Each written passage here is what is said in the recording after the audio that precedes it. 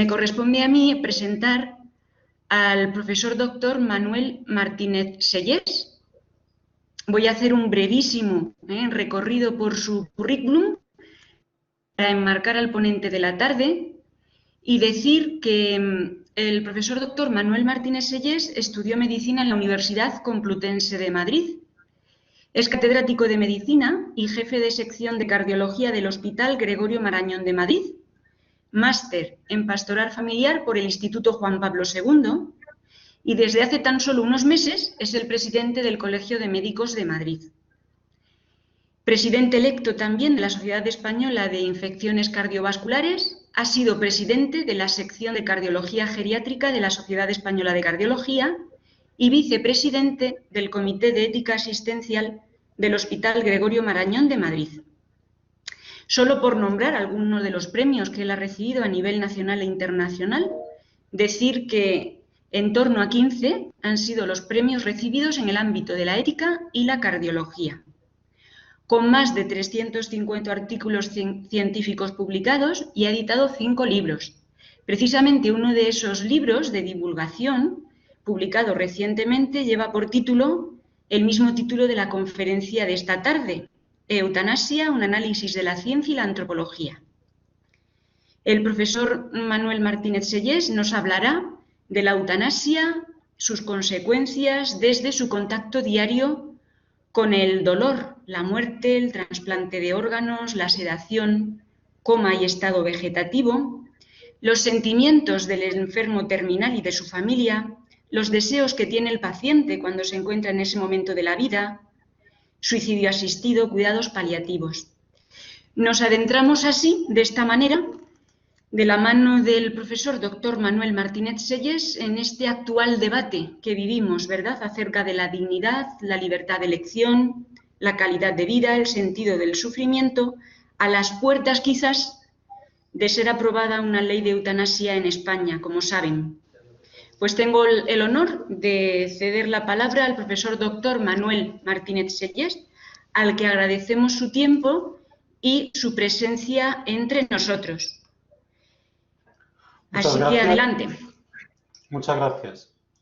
Lo primero, agradecer a la Universidad Católica de Ávila la invitación y además ha querido la providencia que esta conferencia toque en la semana en la que, como se ha comentado, pues se va ya casi a finalizar el trámite parlamentario de la nueva ley de eutanasia que previsiblemente tendremos vigente en España ya a principios mediados del año que viene.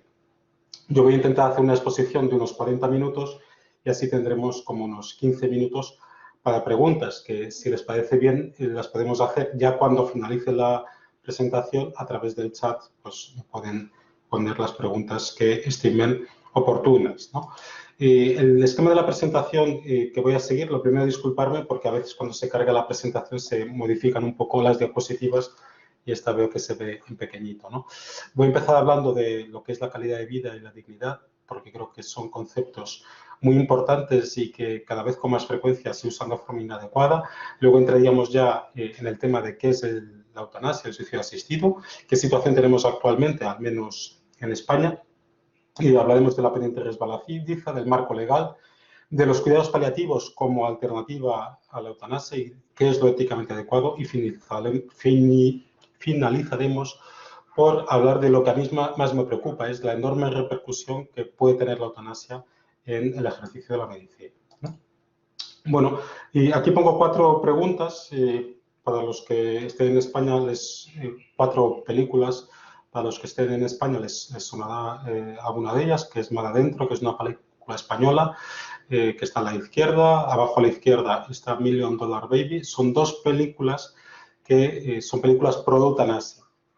Y a la derecha pongo películas que son películas a favor de la vida, Los Intocables y La Escafandra y la Mariposa.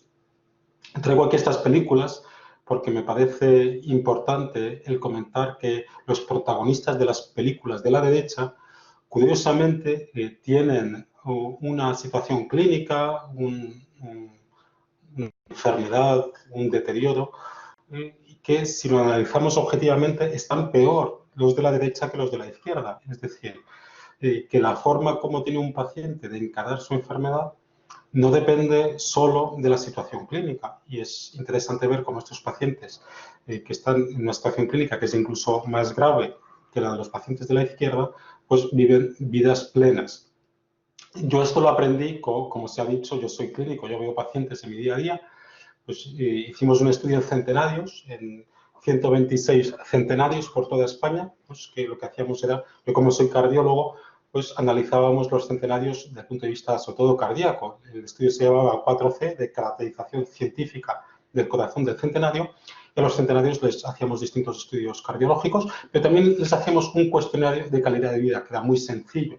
Le preguntábamos cómo veían los centenarios su calidad de vida de 1 a 10, siendo 1 pues, la peor calidad de vida y 10 la mejor.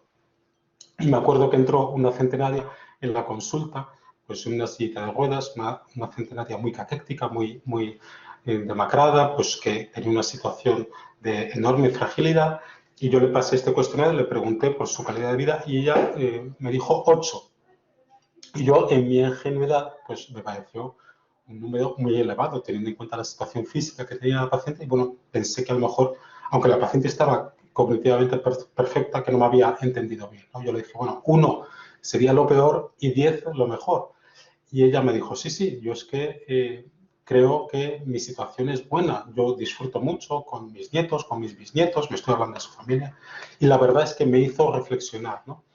¿Hasta qué punto es difícil el saber la calidad de vida que tiene cada uno? Eso solo lo sabe cada uno. De hecho, a raíz de esta experiencia, me fui un poco buscando cuál sería la peor situación clínica que uno se puede imaginar, porque en una de las películas que he presentado en la diapositiva anterior, se ve una situación de lock-in syndrome o de síndrome del enclaustramiento o síndrome del cautiverio, que se dice en castellano parcial, es decir, son pacientes que mantienen alguna movilidad voluntaria. Hay, por ejemplo, un personaje de una novela de Julio Verne puede mover un dedo. Jean-Dominique Bauby, que es el periodista, que es el protagonista de La escafandra y la mariposa, él podía mover un párpado y, de hecho, moviendo el párpado, es capaz de escribir una novela que es número 1 de ventas en Francia y, de hecho, la película, que es muy recomendable, está basada en su novela, ¿no? Escafandra, porque era como su cuerpo, y la mariposa, que era su imaginación. Pero bueno, yo dije, vamos a irnos a una situación incluso más extrema y encontré esta. Son pacientes con lock-in syndrome o síndrome del cautiverio completo. No tienen ningún movimiento voluntario. Entonces, hace unos años, hace 3 años, unos investigadores con técnicas de neurofisiología por primera vez consiguieron comunicarse con estos pacientes, que claro, al no tener movimientos voluntarios, nunca nadie se había podido comunicar con ellos. Y básicamente lo que les hacen son preguntas y ellos piensan sí o piensan no. Y como los cambios eléctricos que se producen en el cerebro cuando uno piensa sí o cuando uno piensa no son distintos, estos investigadores simplemente analizando estas alteraciones eléctricas conseguían saber si el paciente pensaba sí o pensaba no. Y además consiguieron comprobar que esto funcionaba, porque, por ejemplo, a un paciente que tenía a su hija que se quería casar con el novio, le preguntan 20 veces y las 20 veces el paciente piensa no, aunque aún así la hija se casó con el novio, ¿no? Pero bueno, la técnica funcionaba. Entonces, es interesante ver en el artículo, aparte de un montón de cuestiones técnicas y tal, que los 4 pacientes que analizaron pues, estaban contentos, estaban satisfechos con su situación, que a nosotros nos parecería una situación pues, que desde el punto de vista objetivo tenía muchísimas limitaciones. Esto me hace pensar que tenemos que ser muy cuidadosos y no prejuzgar a nadie. Y sobre todo tener en cuenta este concepto que estoy intentando afianzar, que la calidad de vida es muy subjetiva. De hecho, en la definición de calidad de vida de la Organización Mundial de la Salud entran un montón de cosas como son las expectativas, la percepción que tiene el paciente, la cultura, los valores, los objetivos vitales que pueda tener una persona. Esto solo lo sabe cada uno. Es un concepto muy amplio, muy subjetivo y no se puede usar de forma distorsionada, como veo que frecuentemente se hace. Y lo que me parece más importante, que la calidad de vida es distinta de la dignidad. Es decir, simplemente por el hecho de ser personas, todos tenemos una dignidad máxima, que nadie nos puede quitar. Y por muy discapacitado que esté un paciente, por muy avanzada que sea una enfermedad, ese individuo merece un respeto máximo y tiene una dignidad igual a la de todos nosotros. De hecho, esto es la esencia de la Declaración Universal de los Derechos Humanos. Esta Declaración Universal de los Derechos Humanos se basa en que todos nosotros, independientemente de nuestra situación, de nuestras limitaciones físicas, de las enfermedades que podamos tener, tenemos una dignidad máxima. Si olvidamos esto, pues con visiones que muchas veces se presentan dramáticas de situaciones extremas o de minusvalías, pues parece que nuestra situación dependería de alguien que tiene que hacer un control de calidad para ver si merecemos o no seguir viviendo. Pero es que además la percepción que tenemos de la dignidad, porque ya hemos dicho, la dignidad es máxima, todos tenemos una dignidad máxima, pero puede suceder que pacientes con enfermedades avanzadas no perciban esta dignidad máxima. Con lo cual, esos pacientes van a verse a ellos mismos, aunque sean dignos, se pueden llegar a ver que no tienen una dignidad.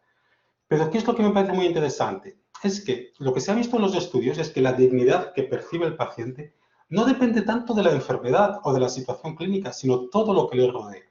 Es decir, si el paciente ve que su familia está volcada, que el sistema sanitario, los médicos, las enfermeras, se preocupan, tienen un comportamiento de diálogo hacia el paciente, son compasivos, son empáticos, pues ese paciente se va a percibir como digno. Ya hemos dicho que todos tienen dignidad, pero se va a percibir como digno. Un paciente ante una situación clínica similar, si lo que ves es que le abandonan, que los médicos y las enfermeras no quieren saber nada de él, que la familia no le va a visitar, ese paciente no se va a percibir como digno. Y por eso, esta es una llamada de atención para siempre que conozcamos enfermos en situación avanzada, pues que es muy importante que estemos pendientes de ellos, que les transmitamos nuestro apoyo y nuestro cariño. Bien, ya entrando en el tema de la eutanasia, del suicidio asistido, aquí sí que hay mucha confusión terminológica. Lamentablemente, muchas veces, incluso dentro de los profesionales, por supuesto, en los medios de comunicación, y a veces uno incluso sospecha que esta torre de Babel en parte es buscada, ¿no? Aquí tenemos un hándicap, que es que eutanasia, etimológicamente, significa algo distinto de lo que es eutanasia. Eutanasia etimológicamente sería buena muerte, pero la eutanasia, lo que es la eutanasia, es el acto de alguien que de forma deliberada provoca la muerte de un paciente.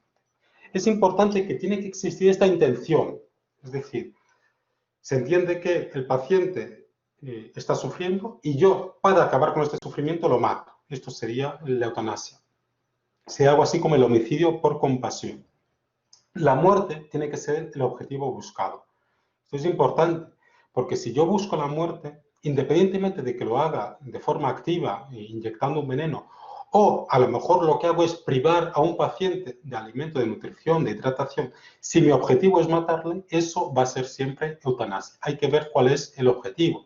Y por lo tanto hay unos elementos esenciales. El acto tiene que acabar con la vida del paciente. Si no lo mato, será otra cosa, pero nunca va a ser eutanasia. Se entiende que el paciente está sufriendo, pues claro, si no, eso es un asesinato, no es eutanasia. Y la persona que realiza el acto tiene que tener esta doble acción, matarle, o doble intención, matarle y hacerlo para evitar el sufrimiento. Bien, además, aunque ética, moralmente, hay pocas diferencias entre eutanasia y suicidio asistido, sí debemos saber que hay países, hay regiones que han permitido el suicidio asistido y no han permitido la eutanasia.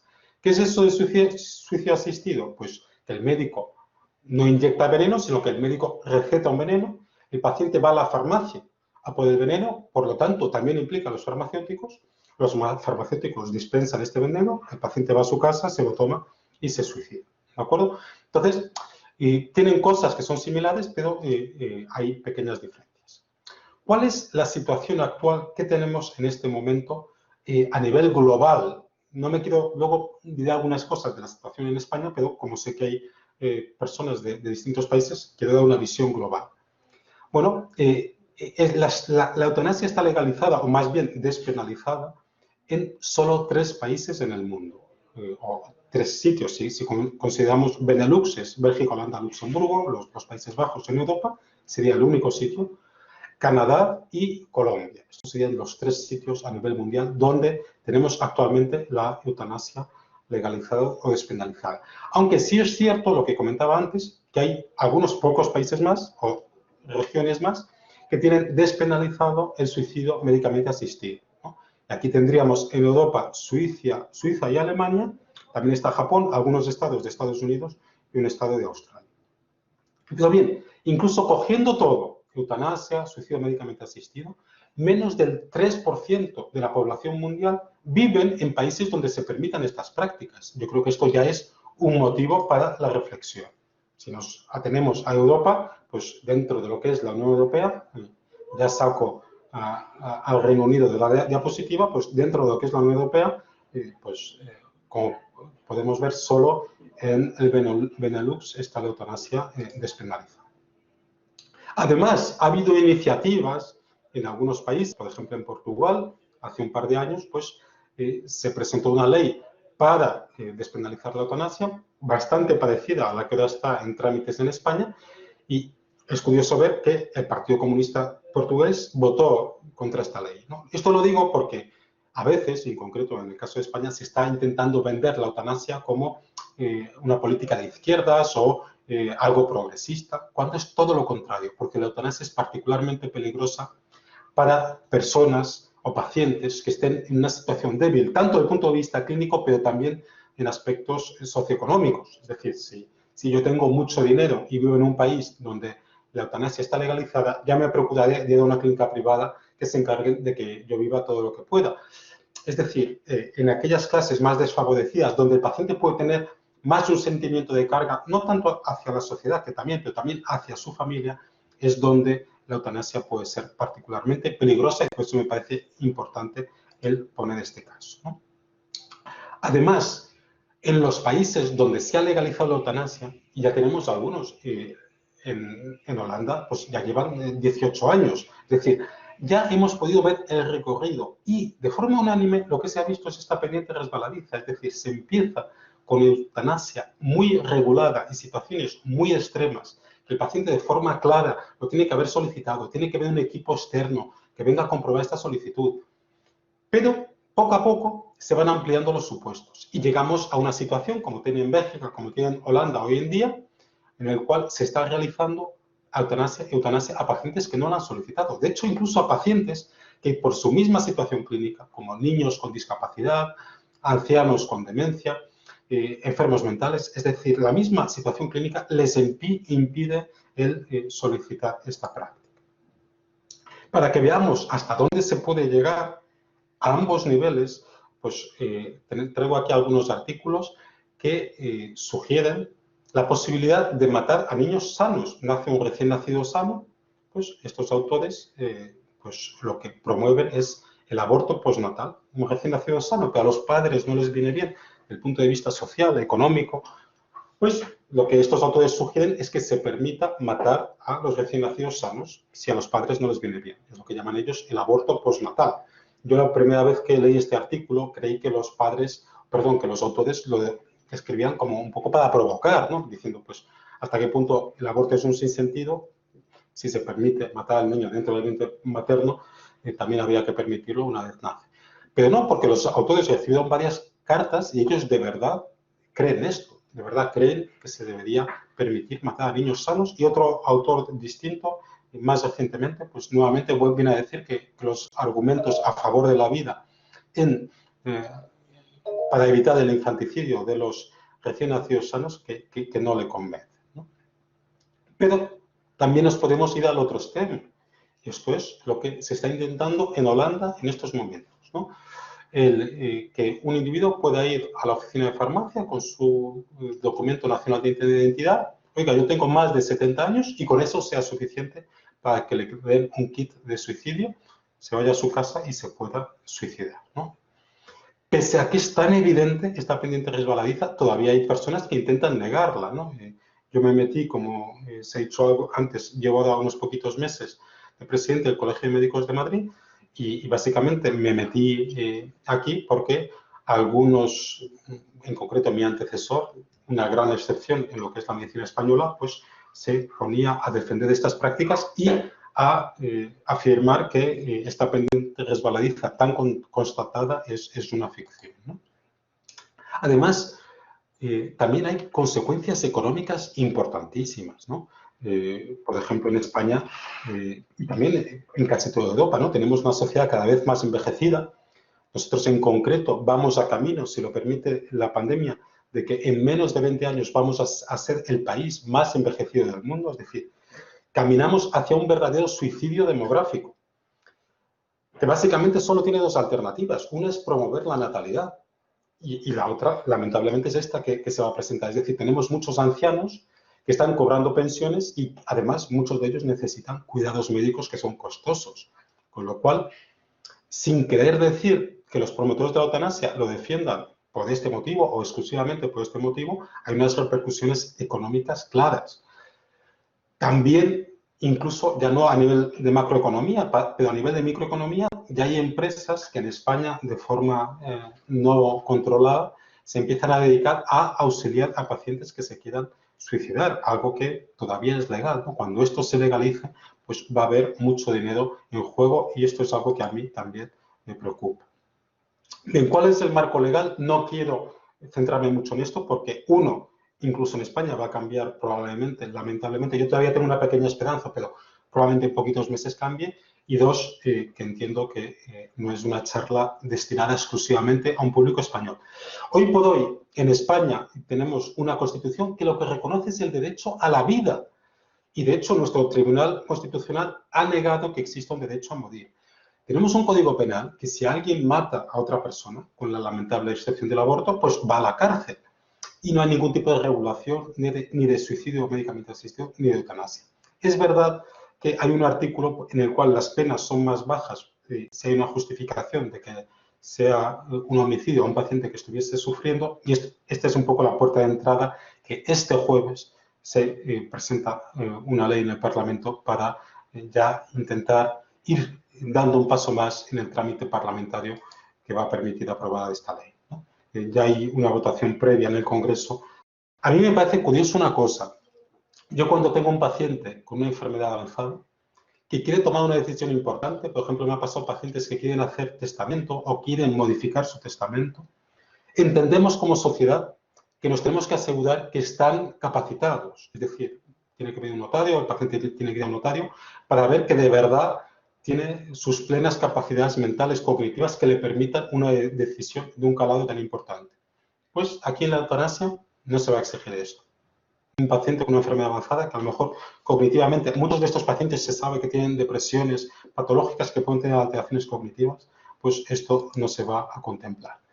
Además, la eutanasia es contraria a las normas internacionales. Ahí quiero destacar a la Asociación Médica Mundial, agrupa a todos los colegios de médicos del mundo, es la asociación que nos representa a los médicos internacionalmente, para que veamos hasta qué punto es categórica esta declaración de hace un año.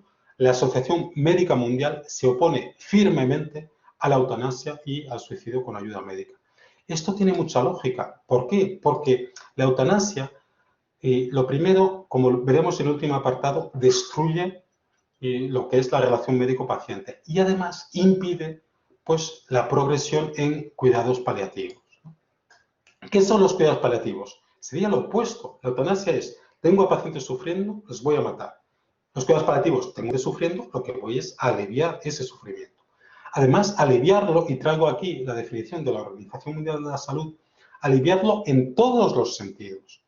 No es solo el centrarme en los síntomas físicos, que por supuesto hay que aliviarlos.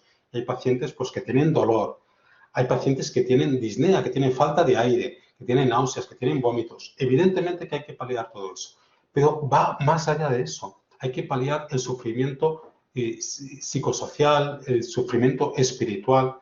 Es decir, tienen que ser unos cuidados paliativos integrales y además lo que destaca la Organización Mundial de la Salud es que estos cuidados paliativos hay que implementarlos de forma temprana.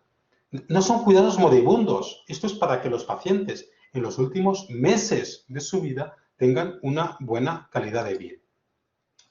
Y lamentablemente la situación en Europa en lo que respecta a los cuidados paliativos es muy mejorable. Este es el último Atlas Europeo de Cuidados Paliativos, publicado hace un año. Ahí lo que se recomienda son 2 servicios de cuidados paliativos por cada 100.000 habitantes. En Europa tenemos una media de 0,8, es decir, no llegamos ni a la mitad. Y en España estamos todavía peor.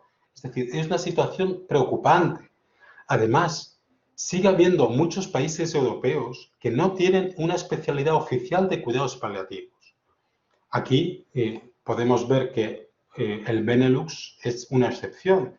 Y aquí esto también nos tiene que dar pistas para ver hasta qué punto la legalización de la eutanasia va en deterioro de los cuidados paliativos. Lamentablemente, en España, aunque tenemos excelentes paliativistas, seguimos también sin una especialidad oficial en cuidados paliativos, ¿no? Además, creo que es importante el hablar de que hoy en día la medicina ha avanzado mucho y podemos controlar bien los síntomas de nuestros pacientes. Y en los casos excepcionales en los que no podamos hacerlo, todavía tenemos una última opción, que es la sedación paliativa. ¿Qué es la sedación paliativa? Pues usar analgésicos, sedantes. En pacientes en los que yo no he conseguido controlar sus síntomas, pues tengo esta última opción. Voy a usar estos analgésicos, estos sedantes, a unas expensas de que el paciente pierda el conocimiento para conseguir un control sintomático. Esto no tiene nada que ver con la eutanasia. Mi objetivo es aliviar el sufrimiento, no es matar al paciente. Yo solo la voy a usar, esta sedación paliativa, en pacientes en los que no consiga controlar los síntomas de otra forma, y además voy a usar la dosis mínima de los fármacos que me permita dar un control sintomático. Una vez consigo ese control sintomático, no sigo aumentando la dosis de los fármacos. Es decir, mi objetivo no es la muerte, mi objetivo es el control sintomático. Yo cuando hago sedación paliativa y en pacientes con insuficiencia cardíaca avanzada, es algo que tenemos que hacer a veces, porque además son pacientes que pueden tener una muerte muy desagradable, son pacientes que se están ahogando y esta sensación de ahogo, de disnea, es incluso, o puede llegar incluso a ser más desagradable que el dolor. Entonces, cuando nosotros hacemos sedación paliativa con mórficos y otros fármacos similares, mi experiencia es que incluso lo habitual es que se produzca una mejoría en la situación del paciente. Pero ojo, si eso no es así y si nosotros haciendo sedación paliativa desencadenamos la muerte del paciente de forma no deseada, éticamente no hacemos nada malo. Es decir, aquí lo que hay que distinguir es cuál es la intención, cuál es el objetivo. Por eso hablaba al principio que es muy importante ver el objetivo. Si yo hago sedación paliativa y como efecto secundario adelanto la muerte del paciente, es una situación parecida a lo que sucede cuando yo a un paciente le receto un antibiótico, resulta que ese paciente tenía una alergia importante a ese antibiótico, tiene una reacción alérgica y se muere. Es evidente que yo no he recetado el antibiótico con ánimo de matarle. Ha sido un efecto secundario no buscado. Pues eso sería algo similar. Es un efecto secundario no deseado. Si yo tuviese otros sedantes que pudiesen realizar esto sin el riesgo de adelantar la muerte del paciente, los utilizaría. Como no los tengo, yo utilizo estos. Habitualmente, como digo, mi experiencia clínica es que no empeora la situación clínica del paciente, sino todo lo contrario. La situación clínica del paciente suele mejorar, pero si hay este impedimento y si el paciente se muere por esta sedación paliativa, desde el punto de vista ético no hay ningún problema. Bueno, un poco como resumen, ¿cómo podríamos superar esta... Bueno, es que ni siquiera hay demanda social de la eutanasia, pero ¿cómo podríamos superar la propuesta de eutanasia? Lo primero, pues apostando por la medicina, investigando, mejorando y optimizando los recursos sanitarios, gastando más en investigación biomédica, apostando por los cuidados paliativos. Es decir, tenemos que hacer una verdadera inversión en los medios técnicos que permiten aliviar el dolor y otros síntomas, apoyar a los enfermos, apoyar a los familiares con leyes de cuidados paliativos, que de verdad es lo que yo creo que hace falta. Esta es mi diapositiva más compleja, pero que creo que merece la pena el intentar explicarlo. Porque uno al final puede decir, bueno, entonces, ¿qué es lo que hay que hacer? ¿Qué es lo que hay que hacer? Y creo que esta diapositiva puede ayudar a entenderlo. Creo que hay 2 ámbitos de decisión que yo veo en mi práctica clínica que muchas veces se confunden. Y al confundir estos ámbitos de decisión se generan yo diría que discrepancias artificiales y se dificulta la toma de decisiones en pacientes con enfermedades avanzadas o al final de la vida. Hay un ámbito de decisión que es objetivo, es decir, este ámbito de decisión es de los profesionales, de los médicos. Yo si tengo un cáncer de pulmón que tiene que decidir cuál es el mejor tipo de quimioterapia que se me puede ofrecer, es el oncólogo. Yo no debo participar en esa decisión. No tengo formación para intentar decir el tipo de ciclo de quimioterapia que me viene mejor para mi cáncer de pulmón específico, porque no tengo una formación que me permita tomar esa decisión. Aquí el médico es el que tiene información con los estudios clínicos que se han hecho previamente en pacientes similares para saber si un determinado tipo de tratamiento es proporcionado. ¿Qué significa que sea proporcionado? Que se ha demostrado que produce un beneficio, o es desproporcionado. ¿Qué significa que sea desproporcionado? Que no se ha demostrado que produzca un beneficio. Es decir, un tratamiento desproporcionado jamás se debería utilizar. Y por eso los médicos no debemos recetar preparados homeopáticos, porque no han demostrado que mejoren ninguna enfermedad. Y por lo tanto es ilícito usar tratamientos que no se ha demostrado que mejoren la situación clínica de los pacientes. Ahora bien, ya sé que un tratamiento mejora la situación clínica de un paciente que tiene una enfermedad avanzada. ¿Se debe usar este tratamiento? Pues aquí es donde hay que ir al paciente. Hay que ir al paciente y preguntarle si este tratamiento, esta cirugía, esta intervención que yo le voy a proponer, para él es una intervención aceptable. Es decir, es algo que para él le resulta inaceptable, supongamos que es porque es muy agresivo, es algo pues, que a él le supone una molestia que no puede sobrellevar, bien desde el punto de vista físico, desde el punto de vista económico, desde el punto de vista social. Si es algo que el paciente cree que no va a poder soportar, pues para ello llamaríamos a este tratamiento extraordinario. Es decir, extraordinario porque para el paciente es algo que él cree que no puede soportar. Esto a mí a veces me sucede pues, en pacientes, por ejemplo, que viven muy lejos del hospital, que les propongo recibir un fármaco que ayuda al corazón a contraerse, pero que implica que cada 2 o 3 semanas tienen que venir al hospital a ponerse una infusión. Hay pacientes que viven cerca del hospital, que eso a ellos no les supone ningún problema, pacientes que viven lejos, que no tienen quien les traiga, que les complica mucho la vida. Este tipo de cosas ya solo las puede decidir el paciente. Y por lo tanto, a la hora de saber qué es lo que hay que hacer ante una situación clínica avanzada, lo que tenemos que hacer es ver si ese posible tratamiento al paciente le parece algo aceptable o es algo que a él le va a generar una situación que cree que no puede aceptar porque es demasiado agresivo de algún punto de vista para él. Bien, ¿qué quiero decir con todo esto? Que para saber si una medida terapéutica es adecuada, hay que analizar con mucho cuidado la situación. Es decir, una medida terapéutica puede ser adecuada para un paciente en concreto y puede ser inadecuada para otro paciente. Y esto no es tan fácil. Antes se ha dicho, y yo he sido vicepresidente del Comité de Ética Asistencial de mi hospital durante bastante tiempo, y nos llegaban, es verdad que llegan las situaciones más complejas y a veces pues, es difícil. Es decir, aquí no se puede generalizar y hay que ver paciente a paciente, que hay que analizar. Lo primero, pues el medio disponible terapéutico, la dificultad que implica, el riesgo que tiene para el paciente, los gastos, a lo mejor es un medio pues, que no está financiado, que supone un gran gasto. El beneficio esperable, a lo mejor pues, es una técnica quirúrgica muy agresiva y lo que va a prolongar es poco tiempo la vida de ese paciente.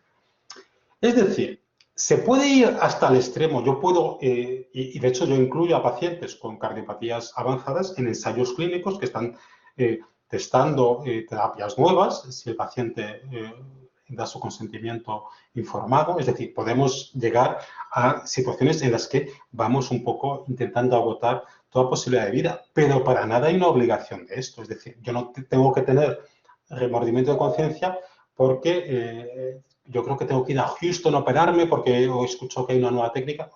Siempre es lícito contentarse con los medios normales que la medicina puede ofrecer donde esté cada uno. Bien, y ya para terminar, unas pinceladas sobre la relación de la eutanasia con la medicina.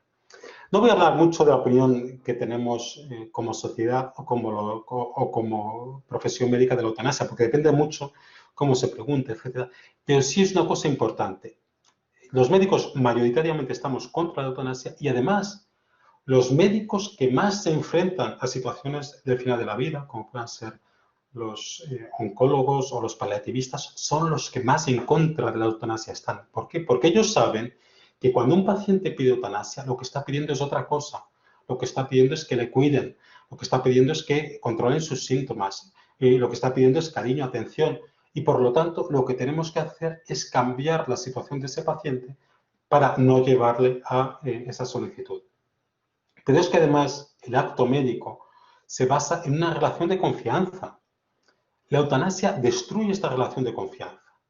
Yo si en España, donde no tenemos esta ley aprobada, yo le digo a mi padre, papá, vamos al hospital o vamos al centro de salud.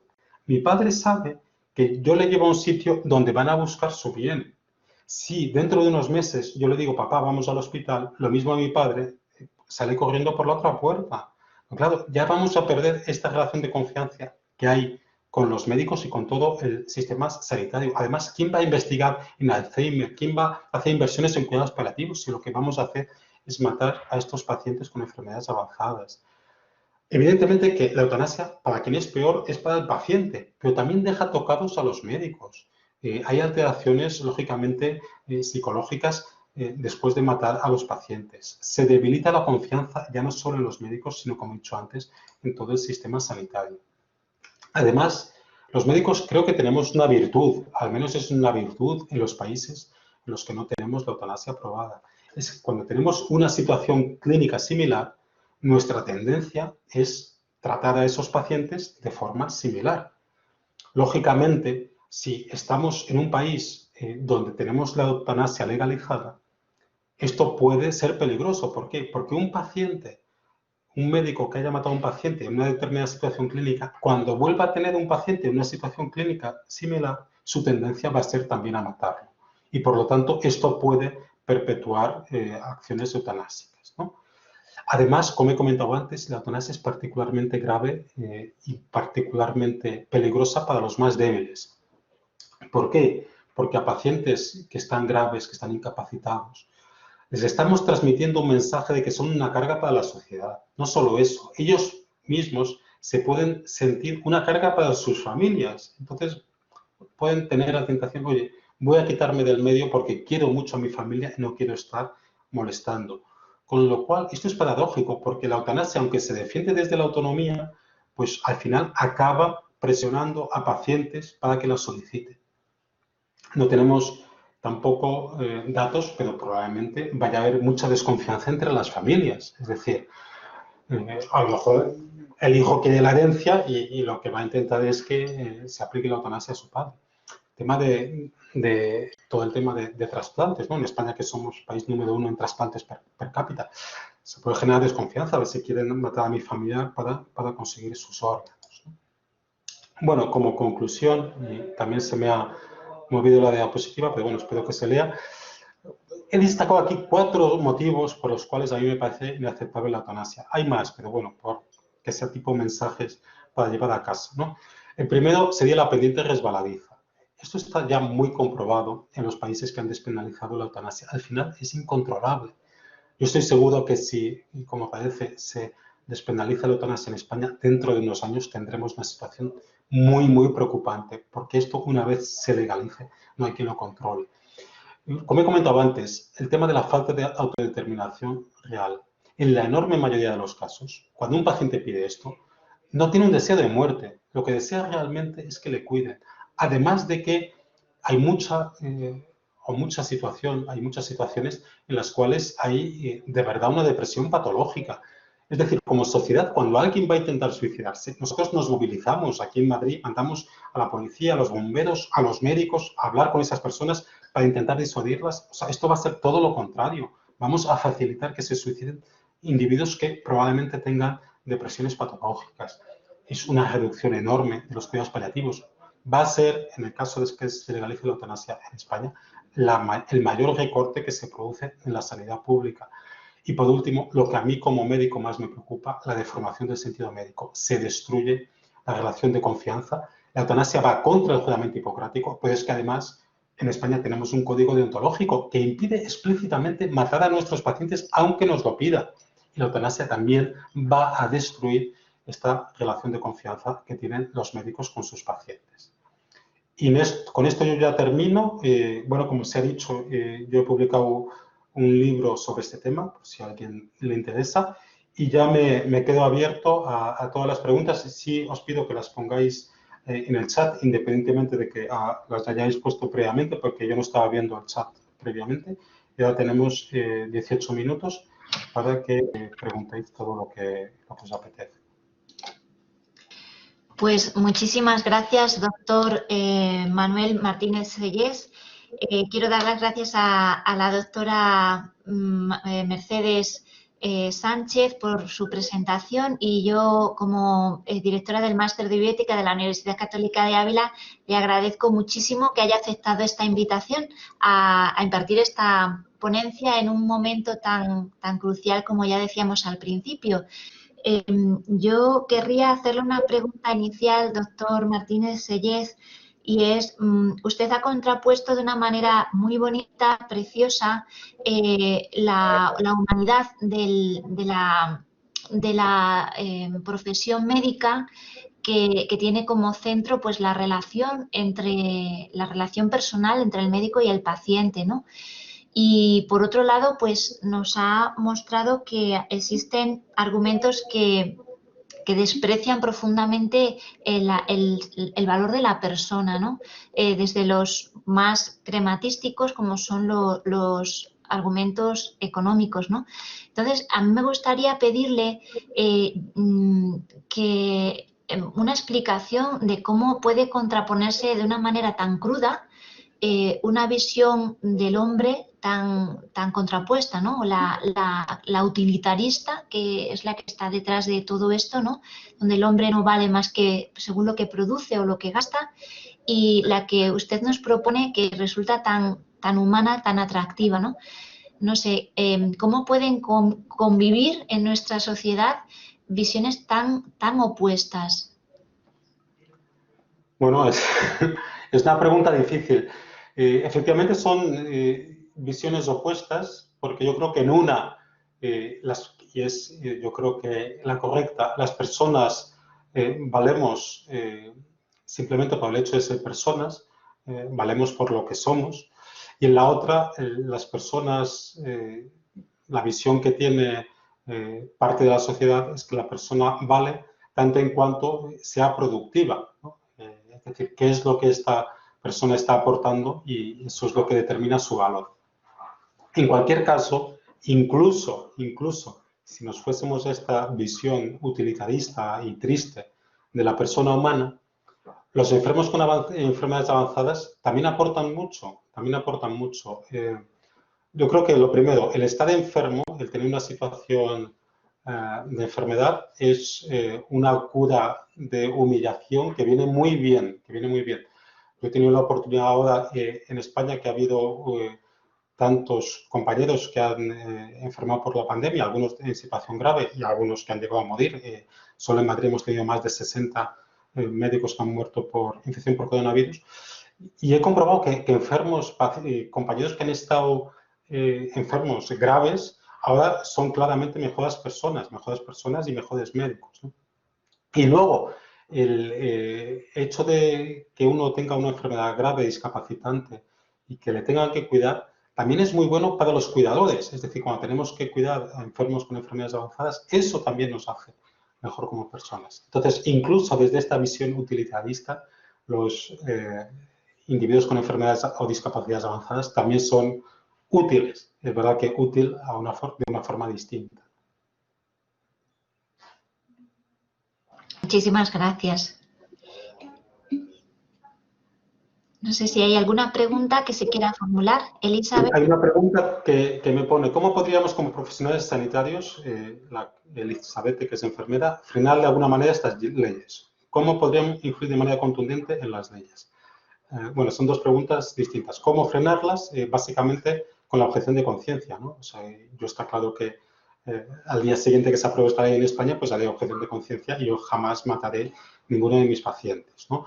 Y eso es algo que si lo hacemos de forma generalizada dificultará mucho que se implementen estas leyes. Esto sucede ya en algunos estados, en Estados Unidos, que tienen la pena de muerte aprobada, pero no encuentran médicos que estén dispuestos a inyectar el veneno a los pacientes condenados a penas de muerte. De hecho, han tenido que crear como una profesión de verdugo porque efectivamente el matar va contra la profesión médica, ¿no? Entonces, bueno, ojalá haya una objeción de conciencia generalizada tanto de médicos como de enfermeras, porque las enfermeras están muy, muy implicadas en el sentido de que son las que van a tener que aplicar las medidas que determina el médico, ¿no? Y ojalá haya objeción de conciencia generalizada. Y respecto a influir, pues bueno, yo creo que hay que moverse cada uno en su ámbito. Yo, como he dicho antes, jamás pensé en presentarme ni estar jamás de presidente del Colegio de Médicos de Madrid y básicamente me he metido para luchar contra este tema, ¿no? Y creo que, bueno, todos tenemos en nuestro ámbito, yo creo que lo que más funciona es el boca a boca, pero se pueden usar las redes sociales, escribir cartas a los medios de comunicación, pues bueno, todo lo que cada uno pueda hacer en su ámbito, ¿no?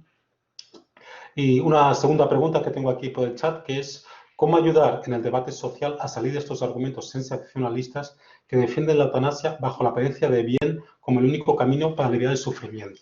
Es muy interesante esta pregunta, ¿no? Yo creo que lo primero hay que conocer los argumentos a favor de la eutanasia, que también existen. Yo en mi libro, el primer capítulo, lo dedico a hablar de argumentos a favor de la eutanasia. Es decir, creo que es importante que nosotros, aunque defendamos la vida, también sepamos los motivos por el cual hay partidarios de la eutanasia, ¿no? Entonces, yo creo que la mejor manera de contraponer esta situación es precisamente ver cómo individuos con enfermedades avanzadas pueden vivir vidas plenas, ¿no? Ahora mismo estamos en una campaña llamada Vividores en España, en la que yo también estoy ayudando y participando, que creo que se muestra muy bien esto, ¿no? Cómo ante una situación de enfermedad, por muy avanzada que sea, se puede vivir una vida plena. Y luego, el segundo argumento que me parece importante es decir que estamos en el momento histórico en el que la medicina es capaz de controlar mejor los síntomas. Entonces, es paradójico que en el momento en que más podemos ayudar a los pacientes con enfermedades avanzadas, se plantee el acabar con la vida de estas personas. Y una pregunta que me hace de Alfonso, ¿qué se dice o explica sobre eutanasia y aborto en las facultades de medicina? ¿Se fomenta y o enseña a los estudiantes de medicina? Bien, claro, hablamos de facultades de medicina que sería un mundo, ¿no? Yo me atrevería a decir algunas pinceladas de España, pero ni siquiera tanto, porque claro, en España, solo en Madrid hay 8 facultades de medicina. Entonces, yo tengo 2 hijos estudiando medicina en 2 facultades distintas y 2 ciudades distintas, una en Madrid y otra en Barcelona, ¿no? Con lo cual, pues, puedo dar unas pinceladas de España, ¿no? Lo primero, ya empieza a haber pequeñas cosas, ¿no? Yo estudié en la Complutense, cuando nosotros terminamos, hicimos un juramento hipocrático formal. El año pasado en la Complutense, pues, se votó, oye, ¿qué juramento hipocrático vamos a hacer? Salió uno un poco descafeinado, o sea, ya hay pequeñas cosas. Pero claro, a mí lo que me preocupa es dentro de 15 años. Es decir, si se legaliza la eutanasia, si se cambian los planos de estudios, si el gobierno se asegura controlando la educación desde los niños, el tipo de educación que se les va a dar, si se cambian los planes de estudios en las facultades de medicina.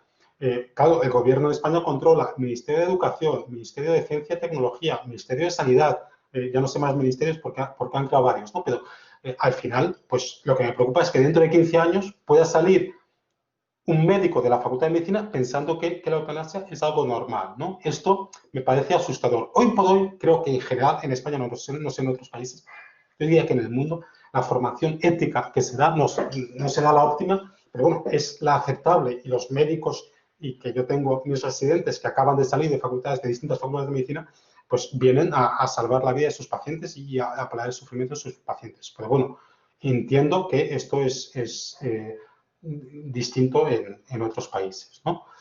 Desde el punto de vista antropológico, ¿piensa usted que la dignidad de vivir incluye la de morir? Sí, la dignidad de vivir incluye desde que nacemos o desde que es la concepción, porque nosotros empezamos a existir como personas en el momento de nuestra concepción.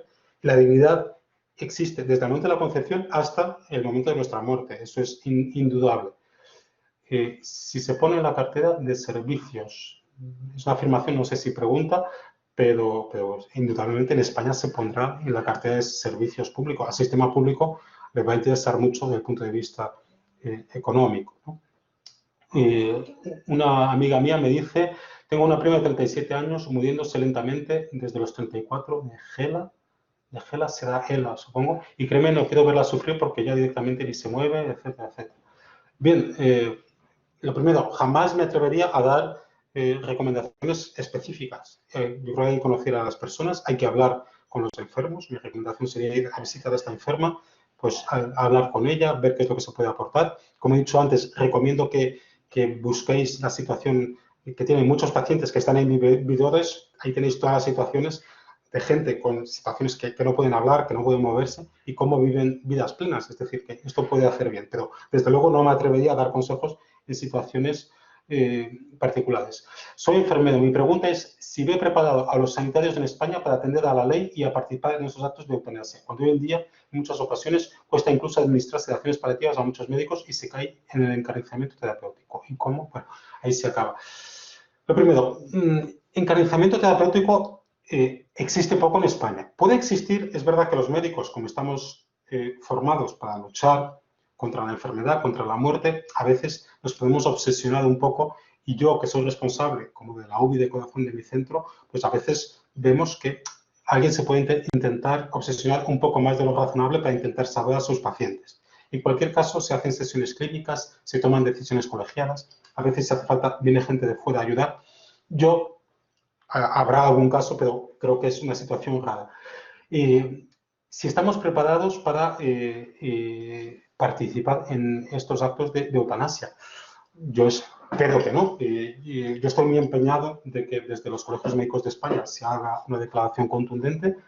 Ayer tuve la oportunidad de reunirme con el presidente de colegios de enfermeros y de farmacia de Madrid para hablar de estos temas y yo espero que como profesiones sanitarias tengamos una postura clara. Esto es verdad que antes de que surja la ley tampoco, hombre, algo podemos hacer, pero todavía hay una pequeña esperanza, cada vez es más pequeña, pues de que esto no se apruebe, ¿no? Pero bueno, ya hay que empezar a prepararse para el día de mañana. Y yo no veo más preguntas. Si alguien quiere hacer por el micro o escribir algo en el chat, encantado. Y en el caso de que la persona enferma tenga claro que quiere que le practiquen la eutanasia, también lo considera ilícito. Sí, sí, jamás es lícito matar a una persona, independientemente de que esta persona nos lo pida. De hecho, eso es la eutanasia. La eutanasia es siempre que el paciente... o sea, lo otro que se llama eutanasia, pero en el fondo es un homicidio, es decir, matar a alguien que no te lo pide. Entonces, es siempre ilícito. Es un poco por lo que he explicado, ¿no? Ya simplemente el hecho de que haya esa petición, pues de cierta forma nos habla de que esa persona no está en sus cabales. Y lo que hay que hacer... Mira, yo voy a contar creo que tengo 5 minutos. Cuando yo presenté este libro mío en el Colegio de Médicos de Madrid, me empeñé en presentarlo ahí, también un poco por el significado que tenía. Además, mi abuelo fue también presidente del Colegio de Médicos de Madrid. Cuando lo presenté fue a principios de año, yo no tenía ninguna relación con el Colegio de Médicos. Pero al presentarlo allí, lógicamente, fueron muchos médicos a la presentación. Entonces hice una presentación, pues en algunas cosas parecida a lo que he hecho aquí, pero como muy técnica, ¿no? Y entonces, al final, en el debate de preguntas, hubo una compañera mía, médico de familia, que contó esta historia, ¿no? Que a ella, una paciente, en la consulta, le había pedido la eutanasia. Ojo, antes incluso de tener la ley, ya había una paciente que se había pedido. Y ella, claro, se quedó muy preocupada, le preguntó a la paciente, oiga, pero usted, ¿por qué me pide que la mate? ¿Cuál es el motivo, no? Y la paciente, bueno, tenía un montón de problemas médicos, de síntomas, etcétera, y también muchos problemas sociales. Y mi compañera lo que hizo fue, pues tratar a la paciente, los síntomas que tenía, etcétera, la puso en contacto con la trabajadora social para resolver los problemas sociales. Pues esta misma paciente, a la semana, le llevó a mi compañera una tarta de manzana. Y ella lo que decía, oye, yo con la ley de la eutanasia aprobada me hubiese quedado sin tarta de manzana, porque además la ley es de obligado cumplimiento. Otra cosa es que hagamos objeción de conciencia, pero la ley te obliga a matar al paciente si el paciente te lo pide. Con lo cual, sí, siempre es lícito matar a un paciente, aunque el paciente... Siempre es ilícito matarlo, aunque el paciente te lo pida.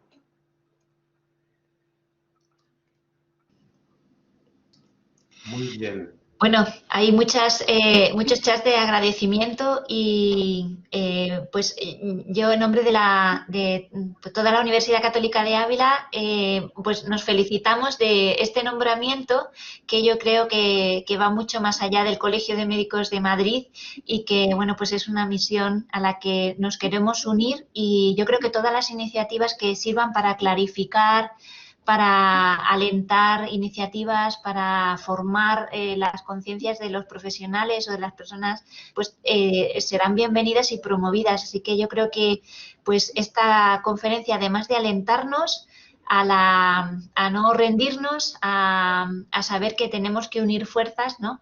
Pues nos hace pues ver que afortunadamente pues hay un enorme número de profesionales que saben que su labor está al servicio de las personas, empezando pues por nuestro ponente, al que de nuevo doy las gracias por su intervención.